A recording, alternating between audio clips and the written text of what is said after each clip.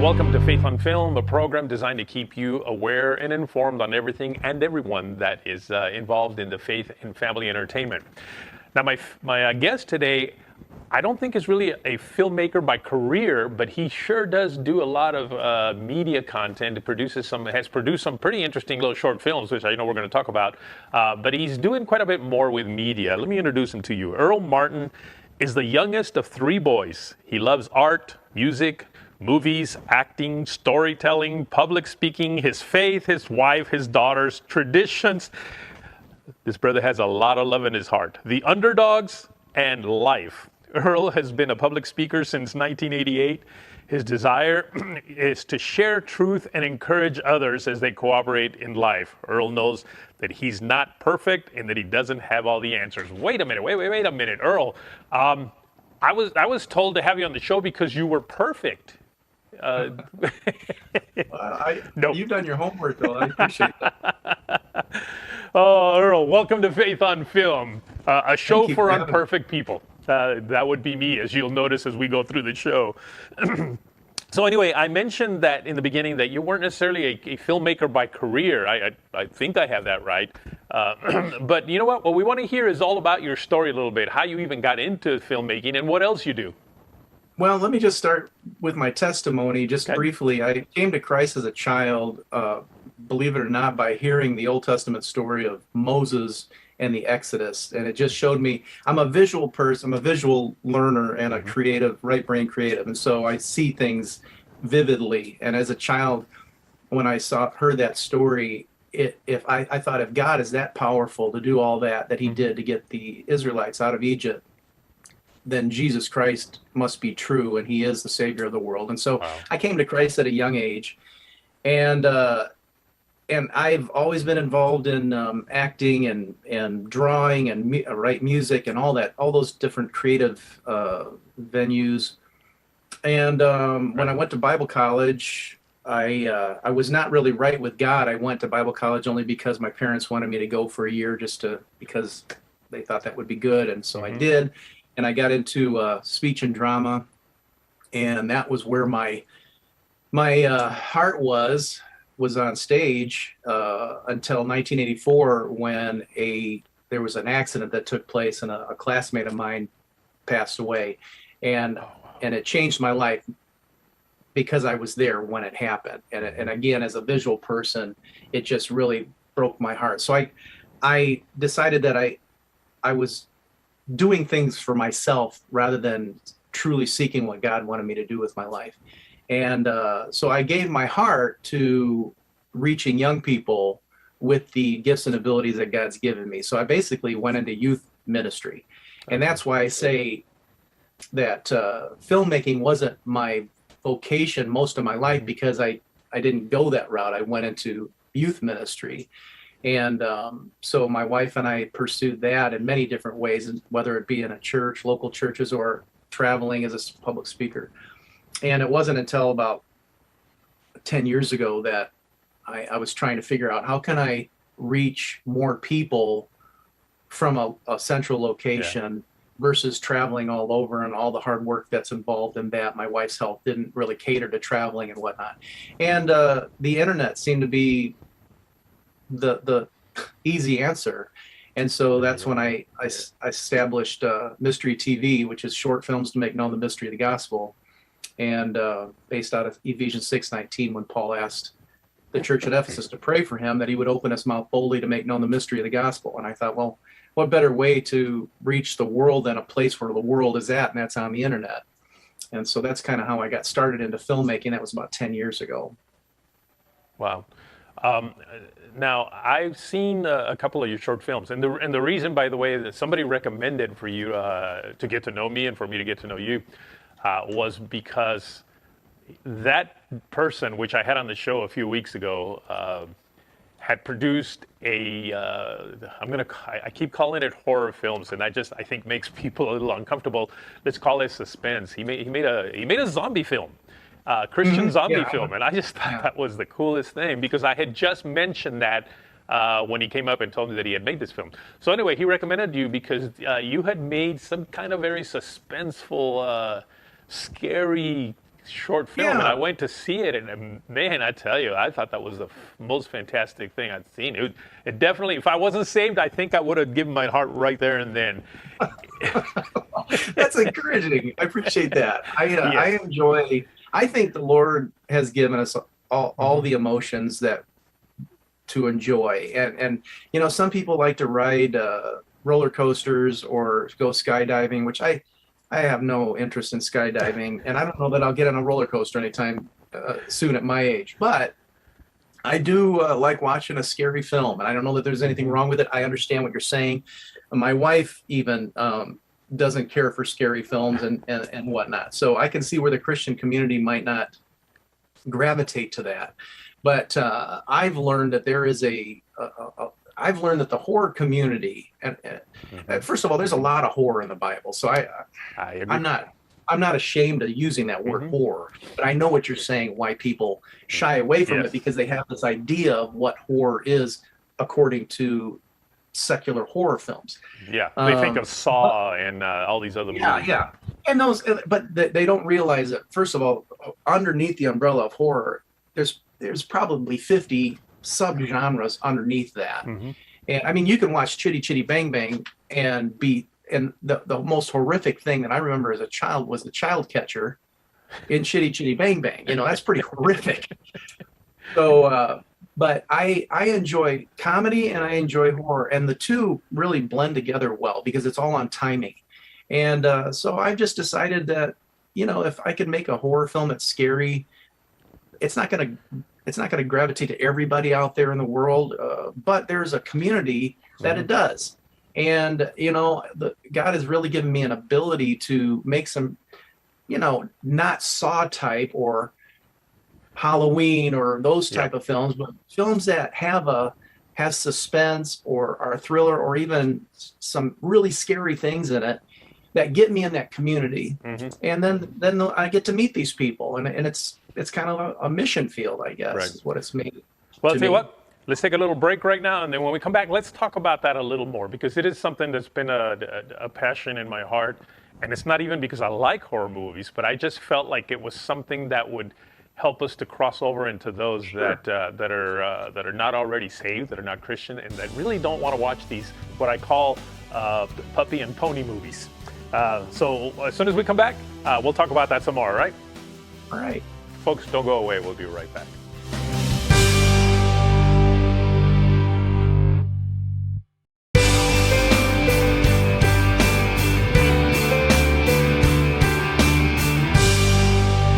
Welcome back.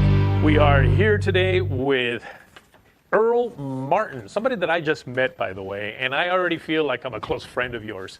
And as I mentioned in the first segment, I saw your film. What was the name of it? I can't remember. Occupied. I saw that film. And definitely very suspenseful. And you know what? It didn't have people's heads getting chopped off. It didn't. It really just had a lot of wondering what is going to happen next. And I think that's where you kind of really made this thing work perfect. Tell me how you came up with that concept of doing these type of films. I was actually, that particular film it's fun. Well, first of all, I always encourage filmmakers to take advantage of a location. And so it just so happened that I was in New York City shooting a documentary of a mission, a food bank mission that was going on out there. And this food bank was housed out of this really old church just down the street from Hell's Kitchen in Manhattan area. And so I'm shooting this, but I'm walking around this building thinking, man, I got to shoot something scary in here because this place is really freaky. Yeah. And so as I was thinking about it, pondering, I came up with this idea of something I could shoot in an evening. And I basically did. While everybody was up sleeping on the third floor, one evening I went down with one guy and we shot this idea in about an hour is basically what it took me to shoot everything.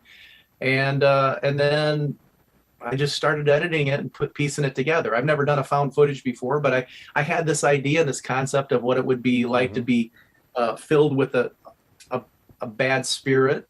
And then I just thought, how cool would it be to share a brief testimony at the end about the spirit you want to be filled with? And that's the Holy Spirit. And you know what's really crazy is it's gotten almost 30,000 views on YouTube and a lot of really good responses by people who are unbelievers on how I handled that. So I'm thankful that it's the Lord's using it. I really would love for a lot more people to go see this thing. How would they see it, by the way? Well, the best thing to do, the easiest way would be to go to my secular websites, imalittlealien.com. It's right behind me there. imalittlealien.com is where I have all my secular film. Actually, I've got a faith-based film or website called mre.tv or Mystery TV. It's mre.tv. Okay. That particular one is on either one of those platforms. And so that would be the easiest way to get to it. It's on YouTube, but if you type in occupied, who knows what might come up. So. That's true. Yeah, I really think, folks, you really need to go check this movie out, because I know sometimes you listen to me and you go, "How could he like horror movies?" I'm not saying I like horror movies, but I do like impactful movies. And you mentioned something right now about how at the end of the movie you ministered. It was pretty much almost like an altar call, really. And I think that's what made it so impactful. Yeah, well, I've been an evangelist. I think one of my gifts is evangelism. I have a heartbeat for the lost, for souls. And so when when Paul said, "And whatever you do, do all to the glory of God," whether you eat or drink or make movies or whatever, do all to the glory of God. So everything I do revolves around wanting to either share the gospel or get in a position to befriend somebody that I can possibly share the gospel with. And so right now, like I said, the community I'm gravitating to is the horror community. They're really a bunch of sweet, compassionate, emotional people that just happen to, find the horror community as a place where they can hide or whatever. And I'm able to reach into that. So I'm thankful for that opportunity. Yeah, and see the way you're doing it, which, by the way, to say that you just kind of said, "I had this idea, so I shot it." There's a lot of filmmakers out there that are waiting for that perfect moment, or they're waiting for that fund to come in, all the funding. Don't do that. Don't do that. They just went out and did it. The Calvary's not coming, as has been said before. It just, you never know. Honestly, I never thought in my wildest dreams that this film would go where it's gone. I shot another film like that called Mr. Mops, which is a completely secular film. It's a comedy horror, but it's really funny, it's goofy, and it's scary. But another opportunity I had afforded to me. I took advantage of it. I shot it in 3 hours, and it's got a cult following now all over the world. It was just in England a few months ago at a festival. So yeah, just shoot stuff, man. Don't worry about it. When you say that one's a completely secular film, what does that mean to you? What makes that one different than say Occupied? Well, it's nothing more than there's nothing gospel about it. There's nothing godly about it. It's just like a Wizard of Oz, as a secular film. There's no allegory or anything about it. It's just a fun story that I had in my head to take advantage of this location. And again, what is it doing for me as a Christian? It's getting me into secular film festivals that I never would have thought of I could get into before. So one thing, I was on a podcast last year because of Mr. Mops, and out of the gate, I told him because one of the hosts was an atheist, and I told him, I said, "Man, just like you're a diehard atheist, I'm a diehard Christian," and that just totally changed everything because they didn't know that. A lot of people, when they see that a Christian doing horror, they cock their head and said, "Oh, I didn't see that coming." But then it changed the whole rest of the hour of the podcast because I was able to interject Christianity within the conversation, and they actually wanted me to come back and be like a co-host periodically just because of the way I was able to carry myself. So I don't know. I just think more Christians could, if we would just be more loving and compassionate. One of my mantras that I started last year with all the hatefulness that we're seeing online and in the world is compassion makes a difference. And so that's just kind of what I'm trying to do. And that's sad because in this climate that we find ourselves in right now, I find that even Christians are lacking compassion.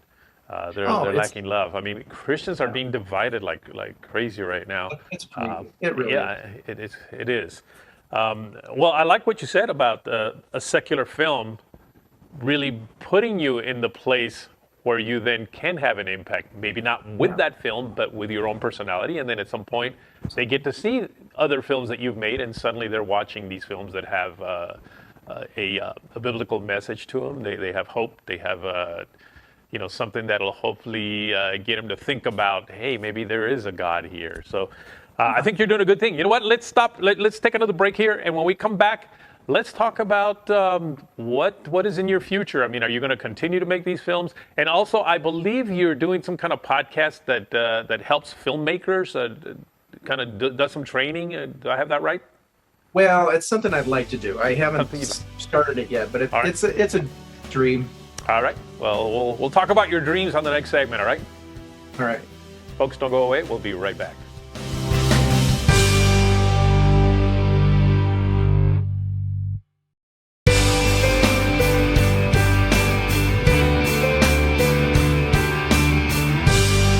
Welcome back.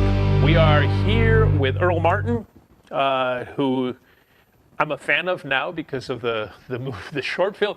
Isn't it funny that what made me a fan of yours is a little short film? I don't think it's but like 5 minutes long. So you know what? That's going to lead me to my next question here. Have you considered a full feature?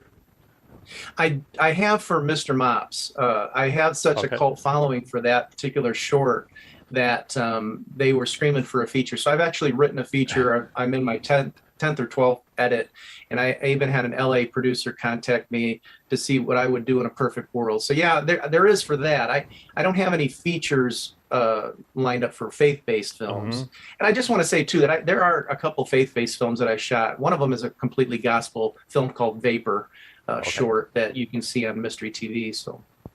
All right. Well, again, I think doing what you're doing, even if it's not a faith-based film as far as your feature, but it's what's putting you in the door. The way I feel is that it's what's putting you in the door where you personally can then be an impact. I've been in Christian TV all my life, directed Christian television since I was a teenager, really. But there was one year when I went into secular TV, did that for a year. And I found that I began to make an impact on the people that were there, because other than that, I used to always work with Christians.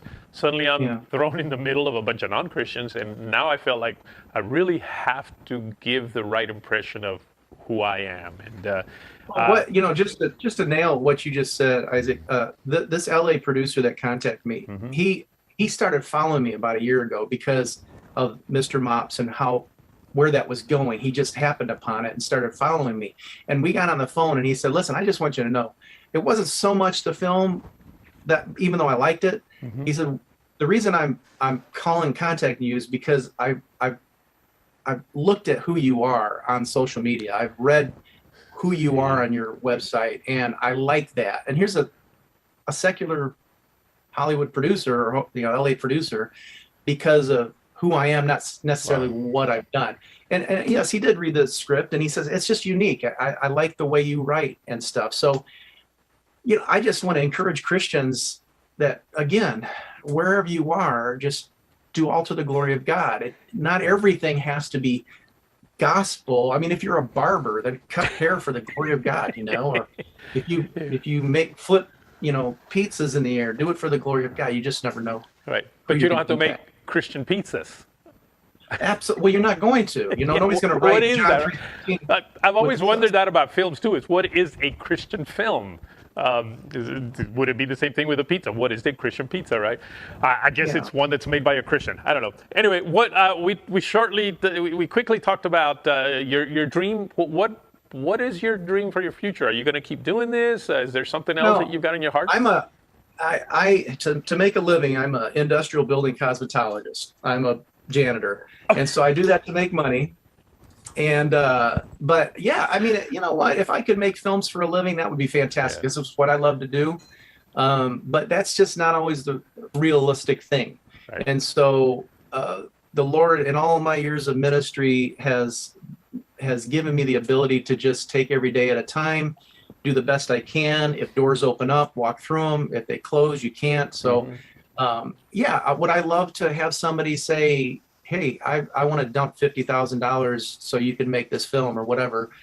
Man, I'd do that in a heartbeat. Right. But I can't do it unless the Lord opens the door. So. But there's something that you want to do also that is more in helping filmmakers. Yeah, my love language is encouraging words, and I would love to just have a podcast or something like that would encourage people, or even young people. I found that a lot of children creatives, their parents don't know how to encourage them in their creativity because they're not wired that way. Right. And I had parents who loved me, but they didn't really know how to encourage me either in that way. And so I don't know. I have these ideas of wanting to have a podcast or some sort of a system where I can tutor people or encourage people with where they are in their creativity. Whether that will happen or not, I don't know, but well, it's an idea. My words to you are get her done. Yeah, I know. So if, again, why don't you give your website again so that people can know where to follow you? I'll have two. If you want to go to the faith-based ones, just to watch the faith-based films alone, then you go to MRE, like Meals Ready to Eat, MRE.TV. It stands for Mystery TV. And then my secular films are on I'mALittleAlien.com, which is right behind me on the next to the wall there. I'mALittleAlien.com has all the secular things that I've done. All right. And I'm on all the socials at the Earl Martin. So if you want to hook up with me on the Earl Martin, whether it be Twitter or Instagram or Facebook, that's fine. Terrific. Well, thank you. It was great getting to meet you, and it was great getting to hear your heart today. All right. Thank you for reaching out. It's been fun. Fantastic. Folks, don't go away. We'll be right back.